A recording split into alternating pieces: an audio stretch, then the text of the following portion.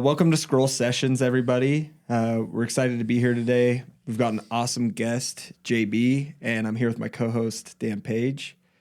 JB, why don't you introduce yourself a little bit? Give us a little bit of background on who you are. Yeah, for sure. I'm stoked to be here. I don't know if I'm qualified to be on this podcast, but we're not qualified to even host. We are not qualified to run one. So we're in good. You're in good company. Yeah, I mean, just a little bit about myself is I've been in digital marketing for, I guess, professionally for like 7 or 8 years, but unprofessionally, like ever since I graduated high school, pretty much. I've just been always very like entrepreneurial driven and creative focused. I started out in graphic design. Okay. I love drawing and stuff, and kind of like my love for drawing and creativity. I was accepted at the Art Institute, if you guys Cool. know what that was for graphic design. Wow. But it was too expensive, so I didn't go. And Yeah. Wait, is this the Art Institute of Chicago? it's in like San Diego or San Francisco. Okay. One of the California's sands. awesome. Yeah. Yeah. One of those sands. It's funny Yeah. because I remember, and this is a small side tangent, Kanye West once tweeted, he's like, I'm going to teach a class at the Art Institute of Chicago. And then the Art Institute of Chicago tweeted back and said, no, you're not. And I thought it was like the funniest thing I'd ever heard. Anyway, that's a side note. But, They might have one in Chicago. That's awesome. Anyways, yeah. So like it was one of those things where you just like brought in. I was never very like I hated school and stuff. So going the art path was like what I wanted to do. Yeah. And it was one of those things where you like went in and instead of like them looking at your grades, they looked at your artwork. And so I brought in all these like drawings that I did. And they're like, oh, we'd love to like have you and accept you. And how cool. And it was cool, but it was just too expensive. And so didn't end up doing that. Ended up going on a mission and coming back. LDS mission. Sure. Everyone here is familiar with what that is. Where'd you serve? In South Africa. Okay. Very Nice. cool. We've got people that work at Scroll that served in Ghana. And Africa. where was the other one? Starts with an L. Liberia. It was Liberia. right next to Ghana. Oh, cool. Yeah. Sweet. Which Yeah. I guess is more like Western, right? Yeah. So I was South. You were very south. You were very I was south. gonna say, yeah. It's a continent. I was in Johannesburg, and then like Cape Town's like even at the very other coast. But So one of the founders of Film Lab served in Mitch Talmadge's brother right there served in South Africa. oh really? Yeah. Actually, most of it was in Botswana, Okay. Very, very which cool. I think is its own mission now. Yeah. But anyways, got kind of back into graphic design. So I mainly started doing like just freelance stuff, like graphic design and things like that. And that like kind of my love for creativity and entrepreneurship and business just kind of led to digital marketing, I guess. And that's what I ended up getting my degree in at UVU, which took me 12 years to get. Nice. That's awesome. Faster than I me. love it. Really? Still don't have mine. Okay. Well, yeah. I like I said, school's never really been my thing. And I dropped out several times to try to start businesses, and then I would come back. And anyways, I finally did it, which Congrats. I guess is cool. Yeah. I finally finished my degree last year too. It's when you're close enough, it's like you may as well. That's like the position, because I was already in like the industry and I was already like pretty well established, but my wife was like, you only have like 3 semesters, like just finish. Yeah. So I was like, Fine, I'll do it. Wives for you. Wives have that tendency to do that, huh? They do. And so Motivators of the world. yeah, like if I had to do it over again, I probably honestly, and maybe this sounds bad, but I don't think I would have gone to college. Yeah. I remember when I started at one of the agencies I worked at, there was a kid there who was like 19 and he wasn't getting paid a ton, but at 19 years old, he's working in agency, and agencies are the best way to get experience 100% in marketing for sure. Get thrown to the Because fire. you're just constantly working with different brands and things like that. And I'm like, that kid, by the time he's my age, which is almost 32, he's just going to be Exceptional. so much further than I am at my age. Yeah. And I mean, they say that like if you want to make 6 figures, learn a craft, right? Yeah. And media buying or graphic design, if you can get exceptional at one of those things, then you're so valuable. I mean, even Scroll right now, we're looking for a really high quality ad buyer that has managed enterprise accounts, and it's hard to find one that is worth working with. Yeah.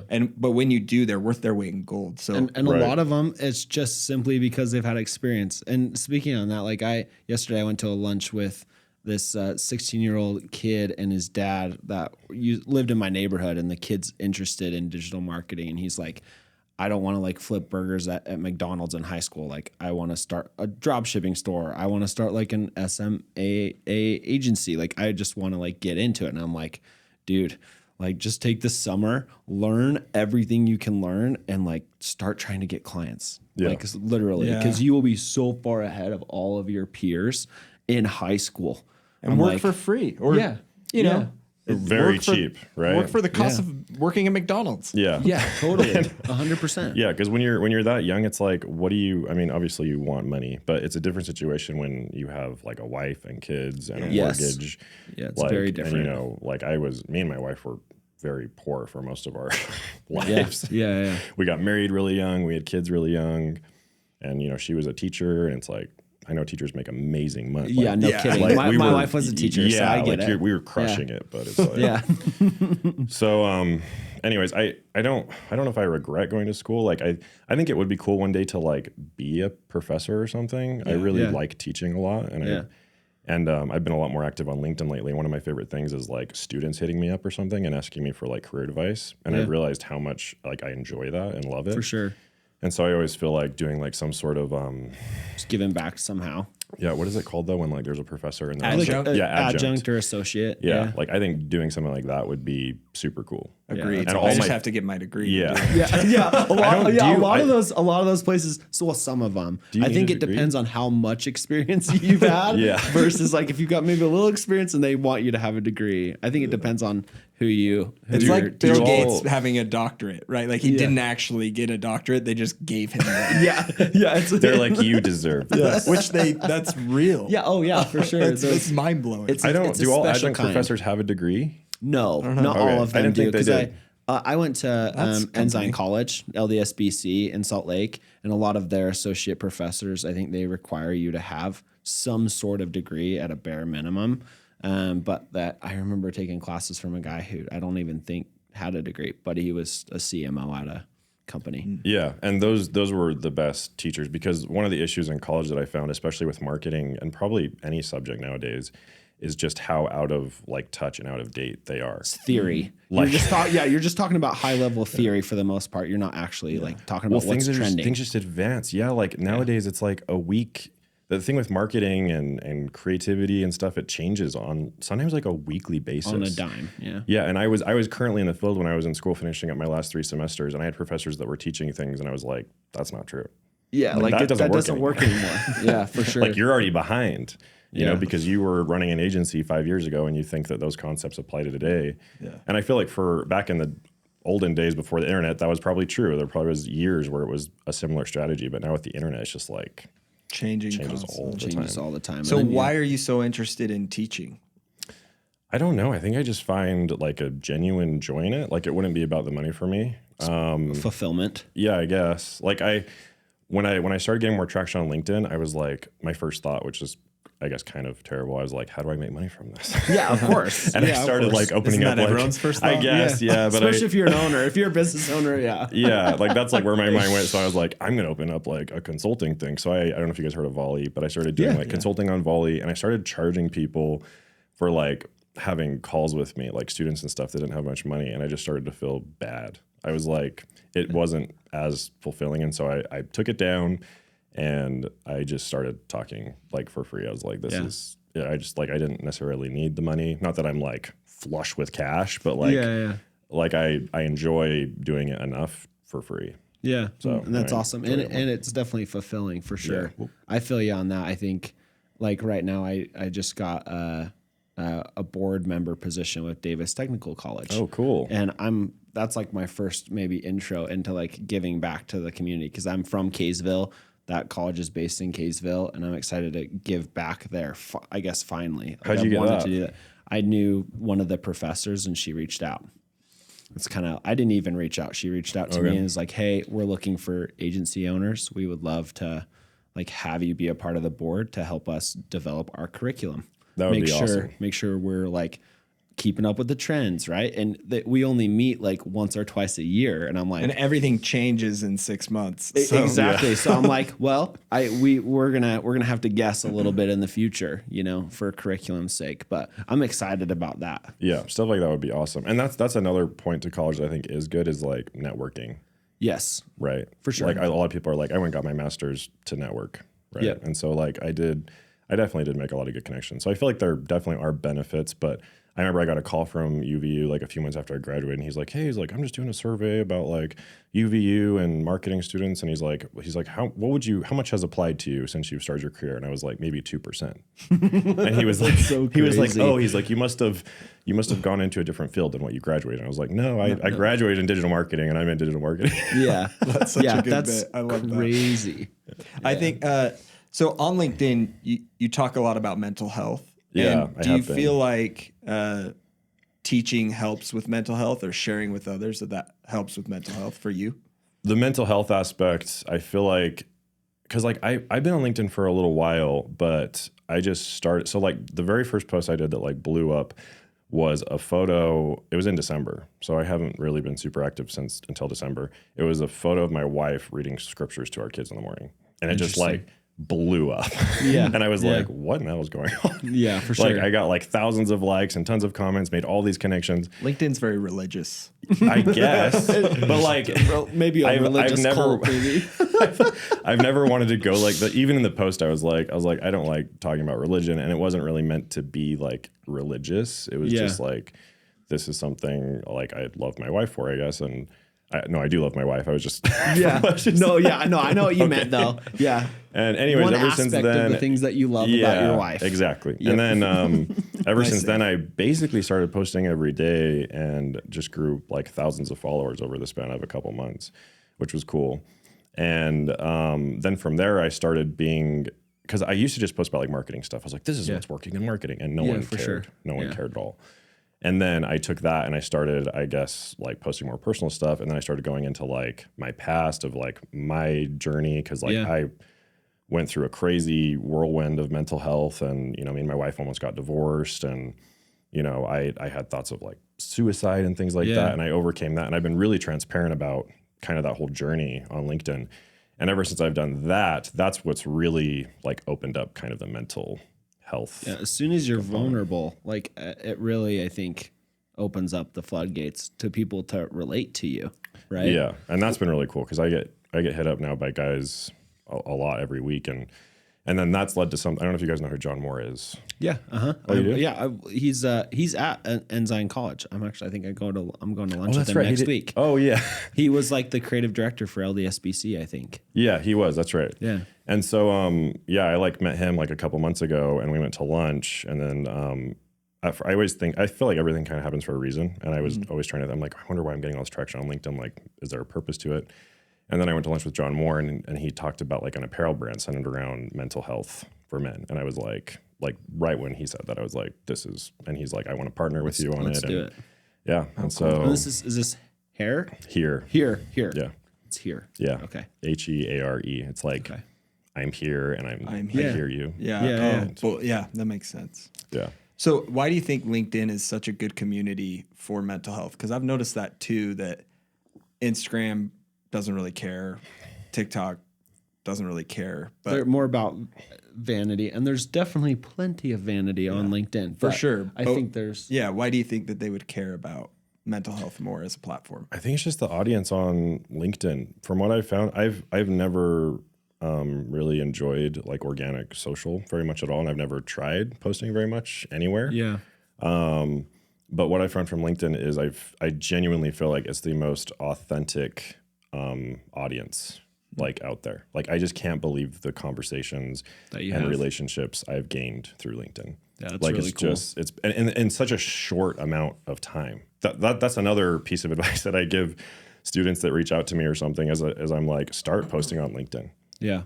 Like just start and like don't like just post genuine thoughts that you're having. Like that's what works on LinkedIn. Even in like I've had people comment and be like, this isn't Facebook, and it's like, well, I got like 300 comments on this post. So I guess people are like, you're like, you're right, it's better.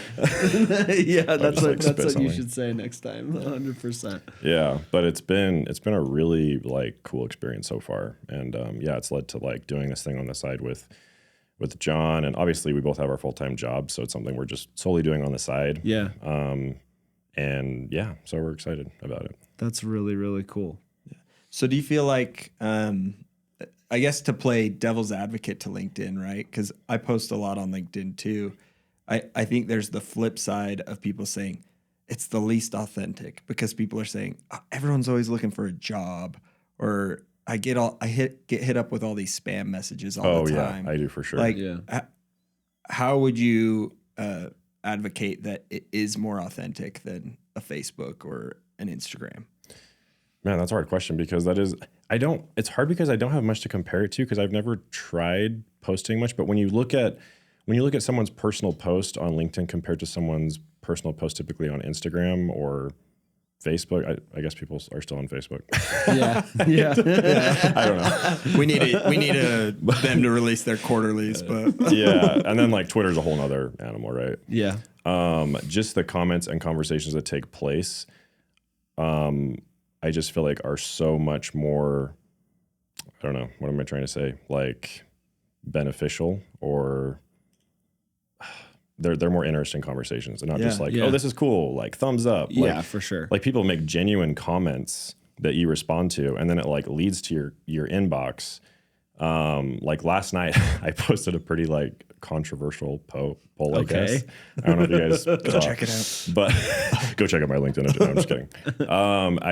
I genuinely was asking people because there's a whole marketing thing around like support women-owned businesses or support like this business or something. And I was genuinely curious because like that form of messaging has never really worked for me. Like when someone makes their business why about their gender or their race, it doesn't make me want to buy their product, right? Yeah.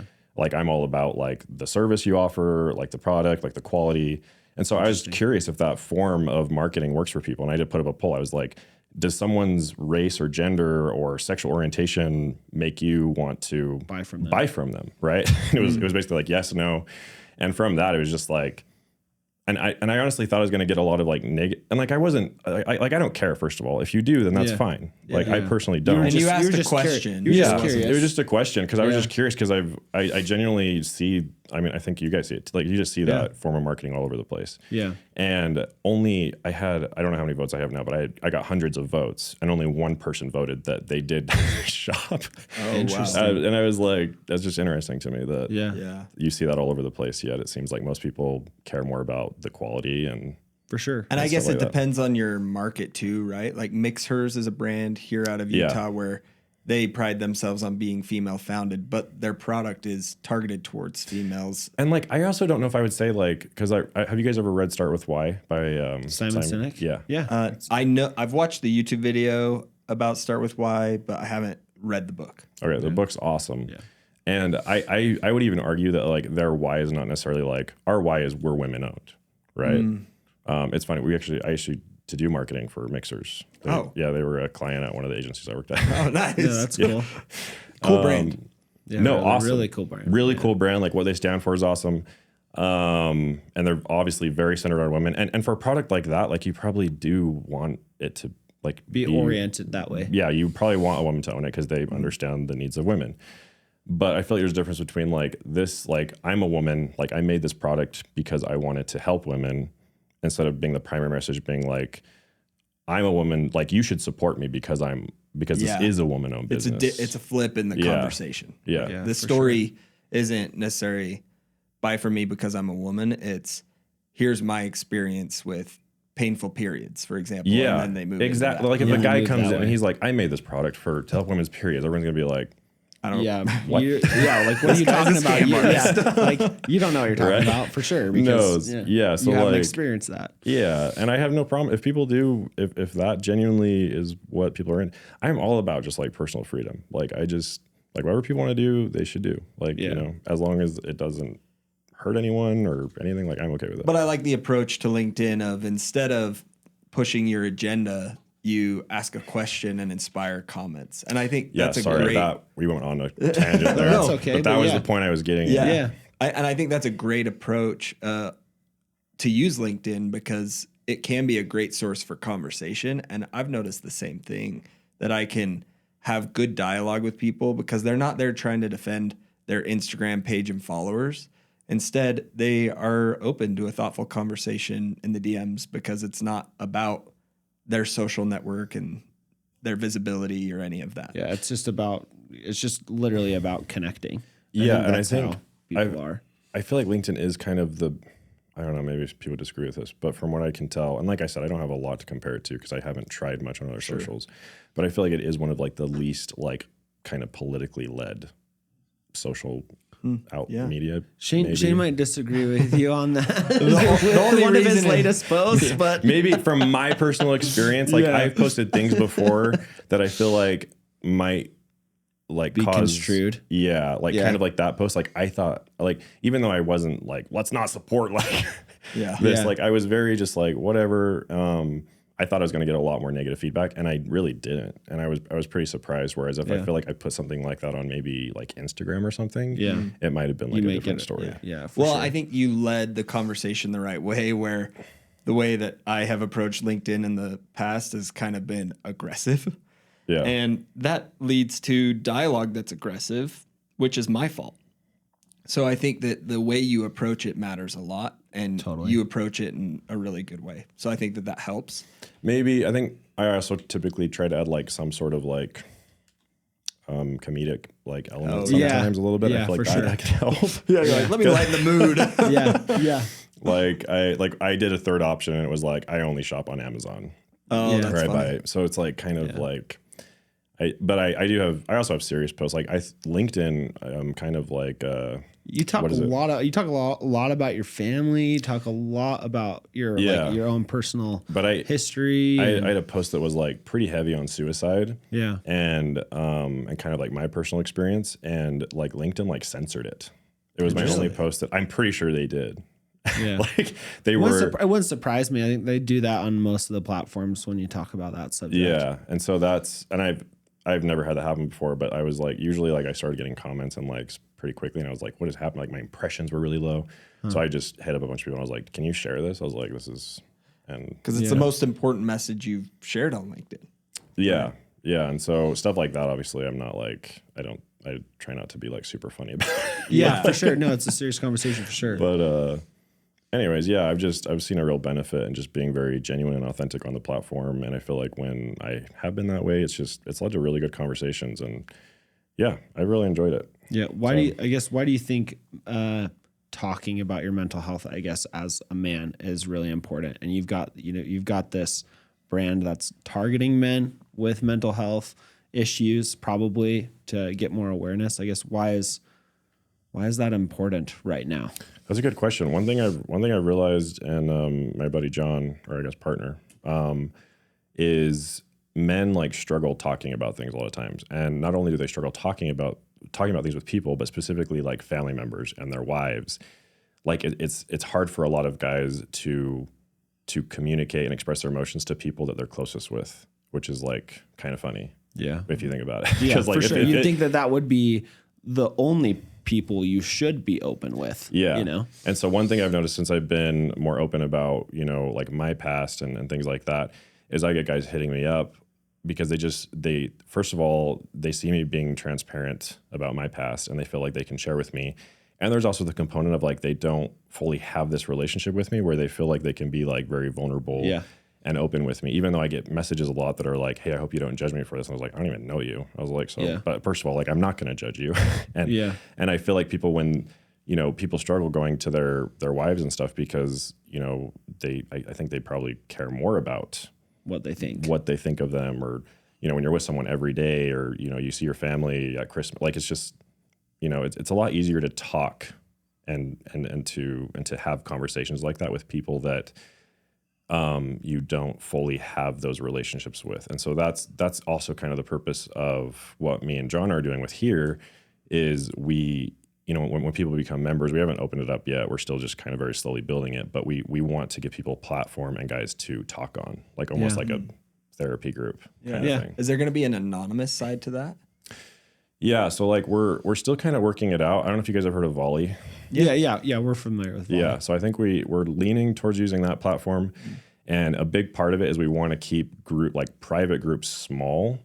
That's another issue we've seen is if like a groups get too big, then guys are also like kind of scared to share and they shut down a little bit. So keeping groups tight knit of like probably 20 at most in their own personal little Volley group where they can either chat or do video. Yeah. And you can also make those groups like pretty private as well and like pretty secure. And so that's kind of the route I think we're going with right now. And then also the clothing component that I'm really excited about is we want to build like custom limited drops t-shirts that are designed around certain men's stories. So like interesting, like the art and the stories on them will be very unique and designed to a specific individual who has overcome mental health or suicide or drug addiction or, you know, whatever it may be. And we're kind of calling those guys like the heroes. Yeah. Right. Awesome. And then very cool. you know, we're going to give a really large percentage of whatever we make to like building awareness around mental health, you know, or donating to families who've lost like a father or brother or things like that. So that's another component that I'm really excited for. Very, very cool. That's really cool. And to give some people some context to your story, what is your story with mental health and how did you get to where you are today? I know that could probably go on for hours and hours, but. Yeah. So, I mean, it started, I guess it's fairly like religious driven kind of is, you know, obviously I grew up LDS and I was never super active in the church, but I obviously served a mission, loved my mission, got back, kind of went inactive again, got married to my wife, started being active again. We got like still in the temple a year later. And then after that, like a year, I was like, I'm done. Like, I'm just done with the church. And so I left and I was very inactive for probably 6 or 7 years of our marriage. Okay. Which had its strains, especially when you start having kids, because you start having kind of different opinions and stuff. But not only that, but I really just started to become a very selfish individual. I was just totally focused on my own needs. I was very into fitness and I still am, but I was like, that was like my number one thing. Became like obsessive. Yeah. And it sounds crazy, but the gym like came before my kids. Like my wife would get home, I would go to the gym. She would put the kids down alone. Like I was not there. I was not helping. And I think back now and I'm just like, anyways, I was just not down a good path. I started drinking a lot. I started getting into drugs. We actually separated twice, me and my wife. Wow. And so the first time we were separated for a few months and it wasn't, obviously it was serious, but it wasn't like super, super serious. We ended up getting back together just because I felt like, you know, we just had grown apart and our differences, you know, like we both wanted different types of people. Yeah. And so we got back together. The bad thing was when we got back together, nothing changed, right? It was just like, we still love each other. Let's get back together. Yeah. Nothing changed. Things got worse. You know, I even got more down and started getting more into alcohol and things like that. And then we really separated for about 6 months. We filed our divorce papers. And then the sad thing is when we separated the second time, I wasn't even like sad in the beginning. Like I was like, that's how like far gone I was. Yeah. That's how far like removed you were. Detached I was from like what was important in life. Did your feelings were around yourself only? They were totally centered on myself. Did you have kids at the time? Yeah, we had 2. Yeah, we had two boys. And like thinking back on it now, I'll never forget the night we separated. I remember my wife like slapped me because I was just being terrible. I was doing terrible things and making lots of mistakes and I just didn't even care. Like it was just, it was insane. And I left and we were separated. And then for some reason, well, not for some reason, around Christmas time, you know, I started thinking about my family more. I started getting a little more sad, but then just started to fill my needs, I guess, with things to make me happy for a short amount of time.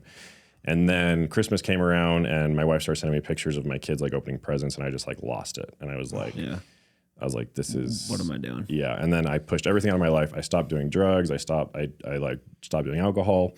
I started like reading scriptures again and praying.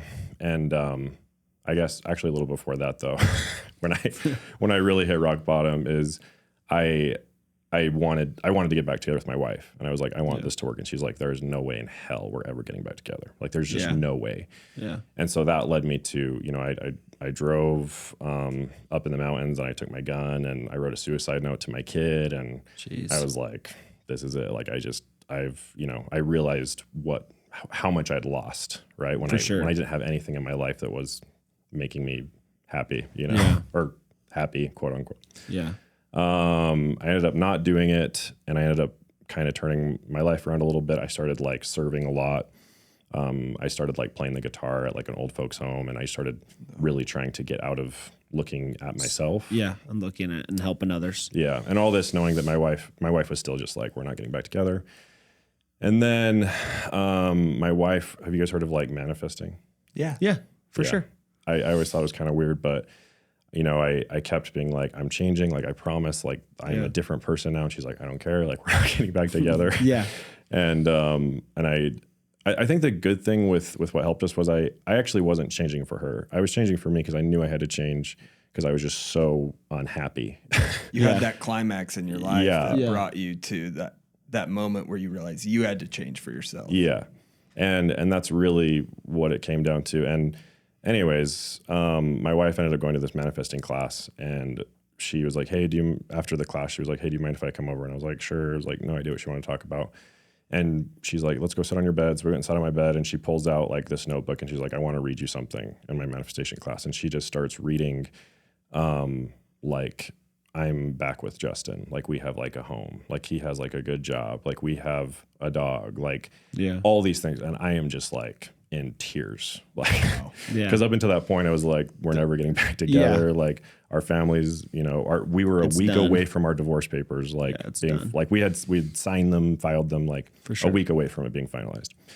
And she was like, I want to like try to like give this a shot. And so she gave me 90 days to make sure that I was good. And then after those 90 days, we got back together. And And when was this? So when did you get back together? 2.5 years ago. Okay. Ish. And what's crazy is the whole manifesting thing, literally everything she wrote down came true. Yeah. Like it was just insane to me. And so there's power in putting things out there in words and thoughts and on paper.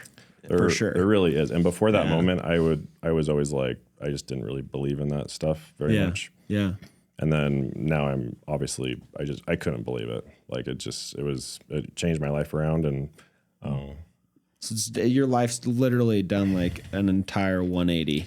Yeah. In the last couple of years. Yeah. I look back and I just can't believe how far we've come. And and I've been very blessed since, you know, I kind of switched my life around, and obviously we're not perfect. Like, it's always a work in progress. Wait, you're not? For sure. I'm very close. I'm getting there. Well, what's been the biggest lesson then you've learned going through this personal journey that you've been on, and now being back together with your wife, having, I would say, a relatively successful career from the outside? Like, what's been your biggest learning experience? What's the biggest thing you've learned? The biggest things for me, and I don't like to make things too religious, but the biggest turnaround for me was like having an eternal perspective on life, right? Mm-hmm. And I get that not everyone's religious, and that's totally fine. I do think it's healthy to like believe in something greater than yourself, and for me, that's God. And turning back to that helps me in having that eternal perspective, and also not being selfish. Yeah, for sure. Like I think that's probably the biggest issue most people have in their marriages is like marriage is hard. Yeah. Like it is. I think everyone that's married can agree it's hard. It's a new decision every day to commit to love and commit to understanding, right? Yeah, and it almost seems like kind of, I don't know, for lack of a better word, like unnatural kind of to just be with one person, you know, for. Yeah, you probably felt that way on your mission too, where you're like, I'm with this one person 24/7. More than you are with your spouse, even for the most part. You get home and you're like, I hated that. I just want to be alone, but I want to get married and do it all over again forever. Yeah. You know? I know. It's like, yeah. And when you're dating, obviously it's like, this is great. I want to be with you all the time and everything. And then you get married and you're like, oh man, like they don't really do the dishes. Like they don't. Like, or whatever comes up. Yeah. Yeah. It's like just all these things, but there is like something special about committing yourself, I think, to one person. Yeah. And if you make it work and you put in the work every single day, that's really like happiness is hard work. Yes. I love that. You know, like the things that make you happy. People are like, oh, like what makes you happy? And it's like the things that make me happy are the things that are so hard and sometimes are like make me mad. Like my kids. Yeah. I don't know if you guys have kids. Yeah, I've got kids, but yeah. Yeah, kids are like so. I did not know my capacity for anger until I had children. But also your capacity for joy at the same time. Exactly. It's like complete opposite sides of the spectrum, right? And it's like, kids are so hard, but then you have moments where it's like my 7-year-old, like he went to first grade and like watching him get on the bus for the first time, like things like that. It's just like, that's awesome. Like, or like conversations. Hugging you when you get home from work or whatever. Yeah. You know, all that stuff. Like sometimes they don't do that too. Sometimes they don't hate you when you come home from work. Exactly. And it sounds like corny and stuff. And I'm not saying you need kids or you even need to be married to be happy. I'm just saying for me personally, that's been like the most rewarding and thing that's brought me the most happiness, and realizing like for me personally, that's what I want my life to be. For sure. So it seems like that's kind of the outcome of all your struggles and you working hard to pull through them. Your outcome is being able to see your kid get on the bus or, you know, be at home and have dinner with your family. And that's why it brings you so much joy, because you have this awareness of, oh my gosh, this is my success. I've succeeded. This is almost the finish line for me of coming across those mental barriers. Yeah. And it still is frankly kind of a fight every day though. Yeah. Yeah, for sure. It's a choice you have to make every day. For sure. Like especially if you're addiction prone. Yeah. And it's so easy to get put back in the selfish mindset, like very easily. Totally. And so like I always have to, like, me and my wife also did like a lot of therapy. You know, therapy is awesome. Like we tried therapy before, and it really is about finding the right therapist, because we finally found the right one. And we did therapy separate for a while, and then we did it together also. So like both aspects of it. And that also just helped a ton with our relationship. And where were you at with work amongst all this? That was 2.5 years ago, right? Yeah, I was doing freelance at the time. So I did freelance for a long time. That's like how I made my living, was freelance work and doing graphic design and just kind of hustling. And then I got into like an agency, and then I went to another agency, and then I worked in-house, and now I work at a company called Giddy Draper. And was work impacted by all this going on? Do you feel like sometimes I feel like people who become who are struggling mentally start to overinvest in work and get really committed, or they'll step away completely and, you know, finances will fall apart. What was going on work-wise for you there? Honestly, that because you were dictating it, right? With freelance? That obviously didn't have a huge impact at the time. The hard part was actually when we got back together, because I decided to finish my degree. So we got back together while working, while trying to figure out all the interpersonal relationship stuff that was going on. Yeah, because I was working full time. And then I got a job in an agency. So then it was like a lot more strict rather than just freelance. But the money was a little better. So obviously I took it. Yeah. And I continued to do freelance work on the side. And so going to school full time, working full time, like I know lots of people have done that, but I look back and I'm like, I don't know how in the hell. Like I remember driving home sometimes and just crying. Yeah. Like, because I was like, I was just so like stressed, but I was also so happy. Like we were all back together, and I was so grateful at the same time. There's a lot going on. But yeah, I was like working all day, and then knowing that I had to write a paper, and Chat GPT or whatever. Chat GPT now can solve that problem for you. That would have been great at the time. But yeah, I just remember, I don't know, I'm sure you guys have been in, like I remember I ran Have you guys ever ran Ragnar? Yeah.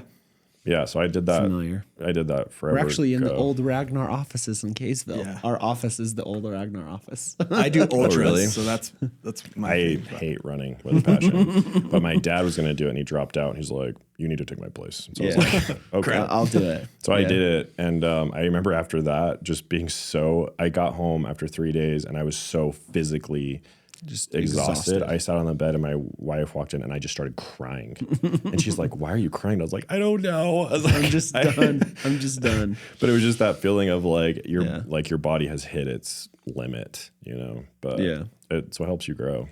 So do you feel like structure was really good for you in that time? You went and got a job. You went to school. Got your family back together. Do you feel like structure helped with that, even though it was hard? Yeah, for sure. I think there is a structure, and that's also a component I've always struggled with, is because I get bored really easily, and I think a lot of people with like entrepreneurship minds and stuff do get bored really easily. Yeah. And I think I was applying it to my life, because sometimes like living in the same place or driving the same car, or being married to the same person for like I start to just be like, oh, I want this and I want this, and but like there definitely is a good aspect of having some sort of structure in your life, I think, for most people. And that definitely did help for sure. Yeah. Because I know with you being big into fitness, that structure really helped you with fitness, right? Because lifting weights, exercising, you realize over time, these are the positive results I get from that. And then same thing with work, you add some structure to work and you realize, oh, these are the positive results I get from that. Yeah. Yeah. But very interesting to hear, because being an entrepreneur, there's freelance and then there's working for a company, and they're so different.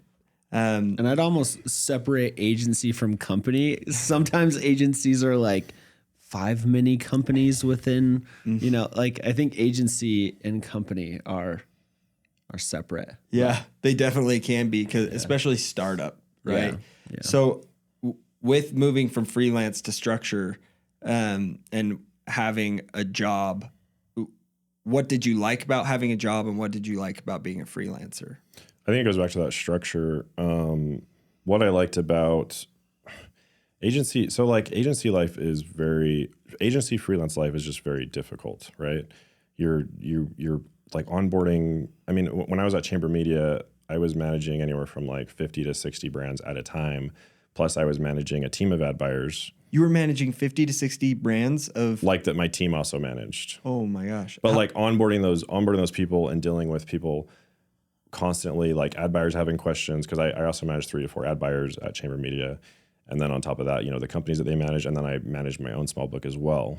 And so it was just my days were just like meeting. Yeah. And then I would have meetings with, the CMO, and then like, wow, it was just like, making sure that budgets are in line. And I kind of started to find, like, as I started to go more that route, I started to not enjoy as much what I originally enjoyed about marketing. Was like the creative aspect. Like I feel like there's very data-driven marketers and there's very creative-driven marketers. And I'm very creative-driven.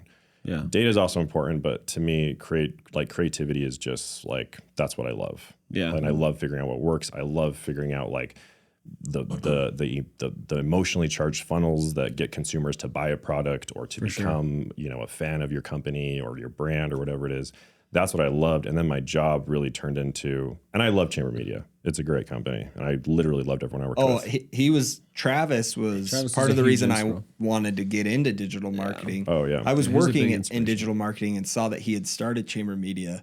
And I thought I could do something similar. Yeah. Yeah. He's a big inspiration to us. And I know like they even had a 4-day work week. We have a 4-day work week. Oh really? Yeah. Uh-huh. So, I mean, well, we can talk about maybe that in a second, but I'm curious. So you yourself were you the communication piece and your ad buyers weren't talking to clients? So you were the one communicating with 50 to 60 brands? No. So we had that was kind of more of account managers. Chamber Media is it was like a mansion that appeared out of nowhere. And there was no foundation built. Yeah, that's really because they grew so fast. They grew really quick. And when I first started at Chamber Media, I was like, what in the hell is going on? there was not a lot of because they just blew up so fast. They got a lot of investment money, and there were ad buyers with 20 clients, and then there were ad buyers with none. Oh, right. Interesting. And it was just this. There was 6 managers. One managed 2 people. Another managed 5. It was so it was just bizarre. Yeah. And they ended up kind of overhiring and stuff. But then by the time I left, our CMO Core. I don't know if you guys know Core iOrg, but he really, me and him and one of the other managers, we really helped structure the whole department pretty well. Yeah. Where it was there were very clear roles. The ad buyers, there was no there's no one really overworked and there was no one really underworked. But sorry. So to answer your question, I managed my own small book, and then there's just a lot of communicating with the ad buyers I managed clients, because they would have questions or they would want to meet with the manager. They were more junior ad buyers and they reported to you. Yeah. Yeah. Yeah, but they would still meet with the clients weekly or biweekly or monthly or whatever it was. I think our SOW was biweekly, but some that's ours too. Yeah, I think it's pretty common, but you get those clients that are I want to meet every day, and it's we're not meeting every day. Yeah, it's no. Do you want me in your account every day? Maybe, but we can't meet every day and have me do your account stuff every day. Yeah, and so there were definitely components I loved about it. But anyways, and then going in-house and working at Giddy, which is like a crypto decentralized wallet, it's been really nice because now all of a sudden it's like I'm back in kind of like the creativity focus. Like I'm managing, testing out like tons of different funnels and tons of different social strategies and running ads on trying it here, then trying it there. And then the crypto space is even more complicated because there's all these like weird laws and regulations and like Facebook rejects you and they don't know why. And it's like, you know, it's the Wild West. Yeah. Giddy up. Yeah, that's right. So that's been a really like fun and exciting challenge. And in a weird way, even though the stakes are higher, like I am like less, my mind space is more free. Well, and I think like, it's hard to wrap your head around like knowing, because I know we have quite a few clients like at Scroll, but I don't talk to all close to a little over like 200 of them. But like having just 50, 60, like that it's like your sole responsibility. It's a lot. That's a lot of just moving pieces. Then plus you're managing a team. This is also, I think, why like working at an agency is so good for experience. Like if you want to be thrown into the fire and learn very quickly, go work at an agency for sure. Yeah. Best. Yeah. It's definitely, it's not for the faint of heart. No, like the best ad, but I think the best route for anyone who wants to get into marketing or ad buying or anything like is going the agency route. Mm-hmm. Yeah, for sure. Because you'll just, you are, you know, I've worked with like hundreds, if not thousands of brands by now. And it's because of agency and freelance work. Yeah. And it's cool because with each of those brands, it's like, and almost all of it was B2C. That's like what I like. I'm not a huge fan of B2B. I like the aspect of like the consumer and like figuring out like their the psychology of it. Like that's more exciting to me than like B2B stuff. But so I do love that component. I love the whole strategic, but when it starts becoming more of like, I don't want to say like babysitting, but just trying to put out fires all day. That's like what I started to not enjoy as much. It does get rough for that's sure. That's my job. So how did you learn ad buying in the first place? You just picked it up on your own? And I just taught myself. Did you have, we were reading, you had platform, you were on Upwork and Fiverr and stuff like that. Yeah, I was on Fiverr. I was on like the Fiverr, like for Fiverr Pro, you have to like apply. Yeah. So I was on that, and that was cool. Like I got some good clients. I still have clients I manage from that. Wow. But I stopped like promoting it for sure. So that was fun. I'm very picky now if I do take any freelance work because my main focus is on Giddy. And then, you know, here, obviously, with John Moore, like, that's, like, something I'm doing on the side. But Giddy, obviously, is my primary focus right now on helping them grow and scale that. Well, and it's nice, and I think now, like, to really hone in and let your creativity shine in, like, a full-time role where you don't maybe have as many bounds as you had at the agency. Yeah, exactly. For sure. And I think it's a very... important thing for listeners to understand is the path you took is one that is so simple for so many people that they could follow to reach success in digital marketing. Yes, totally. You work really hard and try and learn a skill on your own, right? Like you went out there, learned how to do media buying on your own, created freelance profiles to make money, where most people would just sit there and say like, oh, here's what I want to do. And then they don't know what to do or how to get there, where you just took action. So take action on your own, create these freelance profiles and start to try and get customers. It'll lead to you eventually being able to land a role like a director at a big agency where you're managing ad buyers and companies spending $1 million a month. Yeah. And then it'll lead you to a place where you could go and focus on a single product or a single service where you're at now. So just a really good story that I think can direct a lot of people interested in digital marketing to say, hey, you can figure it out on your own, land a role where you manage a bunch of people to learn, and then land in a spot where you can really let your creativity shine and focus on one product at a time. For sure. And I would also say, like, never think that you like know what works. Yes, because it's always changing. Like it that is. And you gotta try. You have to actually try though. And that's, I think, what it comes down to. You got to try a lot of stuff. And then once you find what works, you can then stay in that lane and keep moving forward until it changes again. Yeah. One of my favorite quotes is on my LinkedIn is stay hungry, stay foolish. I like that. If you guys have heard that, it was given by like a Steve Jobs when he was talking to a college. Have you guys seen that? Wait, is that on your profile? Yeah, it is. It says stay hungry, stay foolish. Yeah. Okay. I actually saw that recently and I saw it on your profile and I put it in the notes of my phone. Oh, really? Yeah. And I'm just now realizing that was your profile. Oh, that's funny.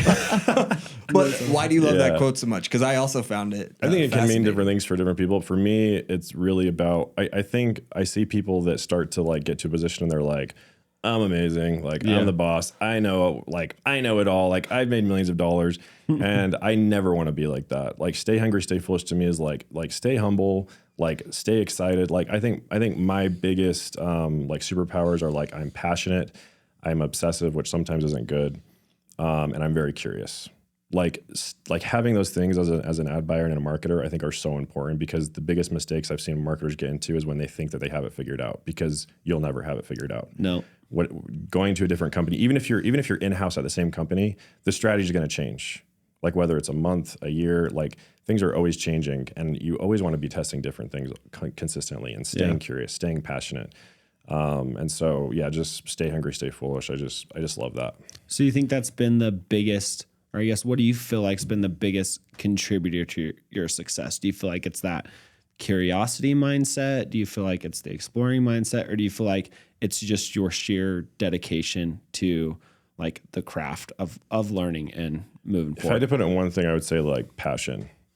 Like I'm genuinely passionate about, and when you're genuinely passionate about the aspect of figuring out like what works, and then when you finally see something that you came up with works or a funnel that you built, like generate, 1,000, like I remember one of the funnels I built for a supplement company got over 1,000% ROI.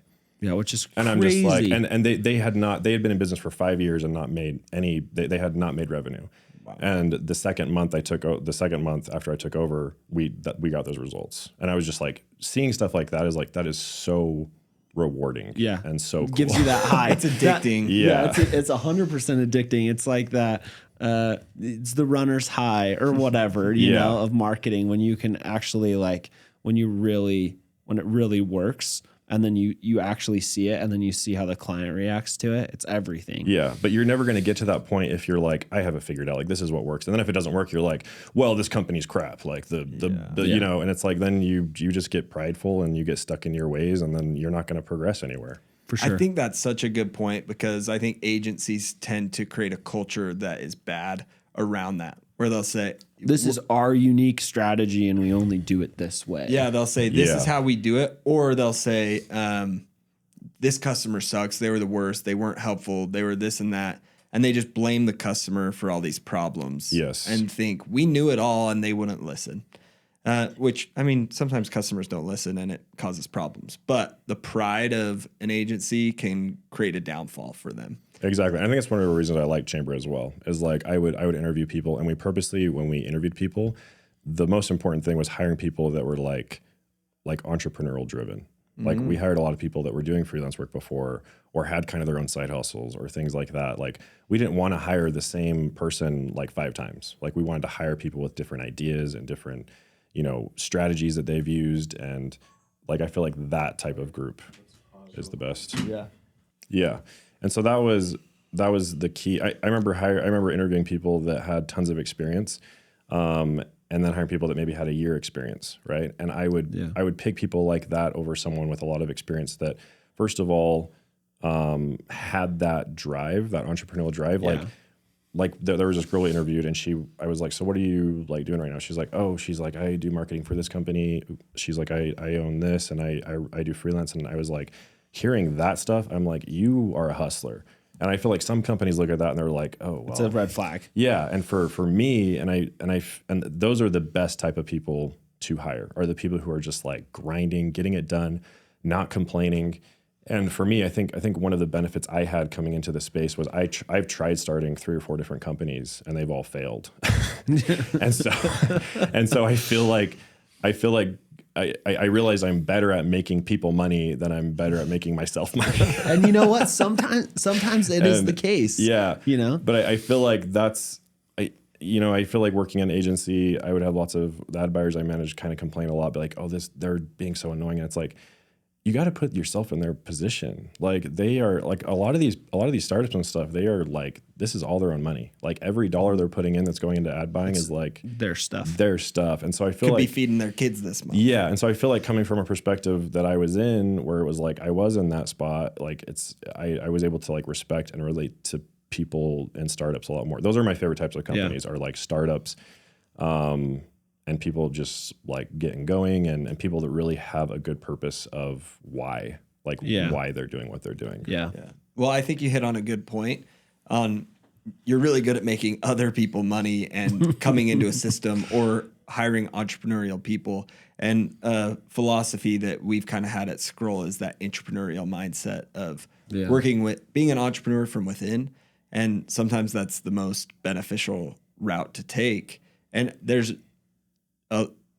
people are very different in the way they approach things. If you hire someone who is full-blown entrepreneur and they're just going to leave in 6 months and steal all your ideas, that's one thing. But if you can hire someone who has an entrepreneurial mindset where they're really dedicated to growing a company from within, that's been our philosophy. And being able to say, hey, we have a backbone and we want to be able to funnel you as much money as we can as an entrepreneur. Make it seem like it is your own company from within by giving you a certain comp plan or something like that. Autonomy to do what you want and execute the way you want to do it. I love that. And that's when I talked about kind of the restructure of Chamber Media, that's one thing that our CMO pushed a lot was like, you own your own books. And then we implemented the bonus structure, which helped a lot, right? Yeah. Money's motivating. Yeah. Money is always motivating no matter what you say. It is. Yeah. For sure. And so, yeah, anyways, I love it. I love the space so much. I'm constantly learning. I like I said, I get bored easily. So I feel like if you are a type of person that gets bored easily or you are very entrepreneurial driven, I just feel like marketing, the whole creative component to it, and it always changing now with the internet, it's just, it never gets boring. Ever. Yeah, for sure. Like I never get bored with what I do ever. I love that. So I think maybe one or two last questions to kind of wrap this all up today. I think one, where do you see your future going right now? And then the second question is maybe where do you see digital marketing going in the future too? Because you've been in this space for a couple of years. So I'd love to see like where you think you're going to be and where you think digital marketing is going to be. Where I'm going to be, man, I don't know. I mean, I right now I'm at Giddy, and they've been around for about 1.5 years, and I was super, super excited when they brought me on because they're in such a good position to just grow and scale. And so I really hope I'm, there for the foreseeable future to see that and to help them do that. Working in agencies, sometimes people that come to agencies come and go consistently. And if you do really well for them, sometimes they're like, sweet, thanks, bye. Yeah. And so sometimes it's hard to like put your name on something and be like, I grew this from this to this. Yeah. And so to be in-house now at a company, like that's really my goal, is to be like, I brought this company from making a few thousand to millions of dollars and, getting all this backing and stuff like that. So that's one of my goals. Also, like starting here, Brotherhood Co. with John Moore. I really want to push that. And that's really been the first kind of business I've started where it hasn't been like my purpose of starting it was not revenue driven. It was like purpose driven. Yeah, it was purpose driven. Yeah. It was like, I'm starting this, and if it makes money, like that would be cool. But if it doesn't, like I just want to spread like awareness around mental health for sure, and get guys talking and get them communicating. And so, yeah, I would really like, obviously that to do well and succeed. And, I just don't think I'll ever stop trying to make things or build businesses or helping people or anything like that. I love that. And then what's the future of ad buying? Jeez, I don't know. That's what I was talking about. Is like, I just feel like, I don't know. I feel like that's a danger of trying to like predict where things are going. Oh, so well said. Yeah. Because it's like, that's I never know. That's one of the biggest mistakes I think companies make is they try to look at what everyone else is doing and where the trends are going. And nowadays, by the time you do that, you're too late. And it's dumb to look at Nike and see what they're doing and be like, I'm going to apply that business model. It's like Nike could shoot a video of someone like pooping on a toilet in a field and still sell millions of dollars of shit. It'd be their best campaign. Right? Like, it would. Yeah, but it's like, just because their brand presence. Yeah, I just love when a company comes on, they're like, Nike's my competitor. And it's like, Nike's not your competitor. Yeah. Sorry. Yeah, they're in their own category. The future, that's a hard question. I feel like the future of it is going to be very unpredictable. I feel like it's always going to be changing. Like who knows what's going to happen with the whole Web3 space. Like I have no idea where that's up and coming. Yeah, I have no idea where that's going to go, but I think that will play some part. You know, there's already like Decentraland and the Sandbox and like the whole space there where like marketing is starting to happen, and that's totally new and exciting. Yes. And I think the most important thing is just like staying in touch with what is happening. Honestly, like these platforms are going to get so good at ad buying for you that the only thing that's going to help you stand out is creative. Exactly. Like I just feel like everything's starting to be automated. Like any like a grandma can go on Instagram and start like boosting posts and probably get some sales. Yeah. What's going to set you apart is, first of all, like being able to communicate well with people and being able to relate with people and being charismatic. Right. I feel like those are huge underlooked traits of marketers. And also, always just staying hungry and staying foolish, I guess. Yeah, I love that. Always just trying to stay inspired and never thinking that you know everything. I think I really don't know where the future's going, but I feel like as long as you're staying humble and trying to gain inspiration and not trying to steal what other people are doing, but using it more as inspiration and making your own journey is what's going to set people apart. I love that. I think that is a great way to format it, because it's the concept of being a humble expert, right? Yeah. And creating your own unique story. So a humble expert in this creative and technical work of ad buying, but also a unique story and a unique why for your brand and vision that makes people interested. Yeah. So that's what marketing is about. It's all about building stories. If you guys ever read Building a Story Brand, also a really good book. Yeah, super good. I think that's the fourth or fifth time we've talked about that book on this podcast. That's probably my favorite marketing book. Yeah, it's such a good book. And we originally built, when we had you into local, we used the story brand framework. Yeah, I try to apply it to everywhere. It's really, really cool. I work with. So. Yeah. Well, this has been awesome. I think that this is great for listeners to understand that it's important to be an expert, but it's important to be humble as you grow, to stay foolish. I think that this has been great for people who struggle with mental health. And as you come out with here, I think it'd be awesome to even have you back on and talk about that would be awesome. How that goes. Love that. Maybe dive more into that. Have you and John. We'll have you and John come in and chat. We'd love to do that. Hopefully within the next month there should have it at least rolling a little bit. So very cool. And also the conversation of LinkedIn and its purpose and how more people could get involved there. And it's a really easy opportunity for people. For sure. Yep. Awesome. Well, thank you, Justin. Like, super appreciate it coming in and talking to us today. Thanks for having me, guys. It's been fun. Thanks, man. It's gone quick.